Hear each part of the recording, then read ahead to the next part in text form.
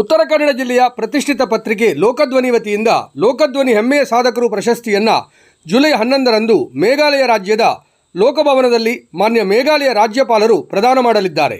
ಉತ್ತರ ಕನ್ನಡ ಜಿಲ್ಲೆಯಲ್ಲಿ ಸದಾ ವಿಭಿನ್ನ ಸುದ್ದಿಯ ಮೂಲಕವೇ ಜನಜನಿತವಾಗಿರುವ ಲೋಕಧ್ವನಿ ಪತ್ರಿಕೆ ತೆರೆಮರೆಯ ಸಾಧಕರನ್ನು ಗುರುತಿಸುವ ನಿಟ್ಟಿನಲ್ಲಿ ಹೆಮ್ಮೆಯ ಸಾಧಕ ಪುರಸ್ಕಾರವನ್ನು ಪರಿಚಯ ಮಾಡುತ್ತಿದೆ.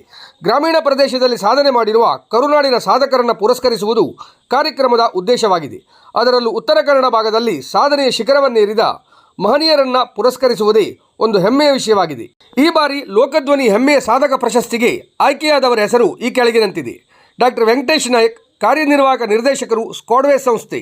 ಸ್ಕ್ವಾಡ್ವೇಸ್ ಸಂಸ್ಥೆಯ ಶಿರ್ಸಿ ಸಮುದಾಯ ಅಭಿವೃದ್ಧಿ ಮತ್ತು ಮಹಿಳಾ ಸಶಕ್ತೀಕರಣ ಪರವಾಗಿ. ನಾಗರಾಜ್ ಡಿ ಸಿರ್ಸಿಕರ್, ಮುಧೋಳ. ಸಮಾಜ ಸೇವಕರು, ಅಧ್ಯಕ್ಷರು ಶ್ರೀದೇವಿ ಮಂಗಳ ಫೈನಾನ್ಸ್, ಅಧ್ಯಕ್ಷರು Shri Renukadevi Mudhol cooperative credit society Chandragutti ಹಾಗೂ ಮಾಲಕರು ಸ್ವಾತಿ ರೆಸ್ಟೋರೆಂಟ್ ಮುಧೋಳ. ಅರವಿಂದ್ ತೆಲಗುಂದ, ಕೋರ್ಲಕಟ್ಟ ಸೇವಾ ಸಹಕಾರಿ ಸಂಘದ ಉಪಾಧ್ಯಕ್ಷರು, ಪ್ರಥಮ ದರ್ಜೆ ಗುತ್ತಿಗೆದಾರರು ಹಾಗೂ ಸಮಾಜ ಸೇವಕರು. ವಿನಯ್ ಹೆಬ್ಬಾರ್, ಖ್ಯಾತ ವೈದ್ಯರು.